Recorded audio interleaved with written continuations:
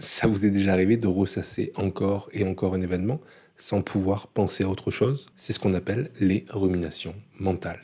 Aujourd'hui, je vais vous expliquer comment les repérer et surtout comment les surmonter grâce à deux petites techniques très simples de pleine conscience.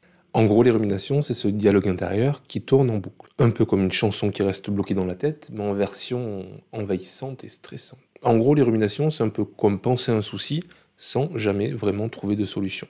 C'est comme avoir un disque rayé dans la tête qui répète encore et encore les mêmes pensées.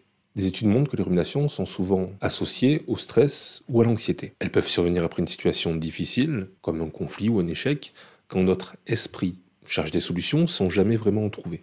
Imaginez après une discussion tendue avec un ami où vous passez la soirée à vous dire « j'aurais pas dû dire ça » et pourquoi il a dit ça, etc. etc. Ça, c'est de la rumination. Cette boucle mentale alimente le stress et empêche d'aller de l'avant. Pour briser ce cercle, je vous propose deux petits exercices de pleine conscience. Pour le premier, vous pouvez par exemple simplement prendre le temps de fermer les yeux et écouter un petit peu tous ces sons qui sont autour, ce que vous entendez, ce qui est proche, ce qui est lointain, le bruit de votre respiration et élargir un petit peu cette bulle pour permettre au mental de s'apaiser. La seconde possibilité, simplement également, vous pouvez fermer les yeux et vous concentrer, vous focaliser sur la respiration qui monte et qui descend. Cela ancre votre esprit dans le présent et stoppe la spirale des pensées. Les ruminations, c'est un petit peu comme des vagues. Certaines sont rapides, d'autres plus lentes. Elles montent, elles descendent, ça va, ça vient.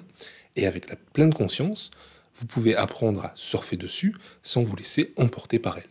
Et si vous souhaitez vraiment comprendre la pleine conscience et savoir comment la mettre en pratique, il y a mon livre, le guide pratique des émotions. À bientôt.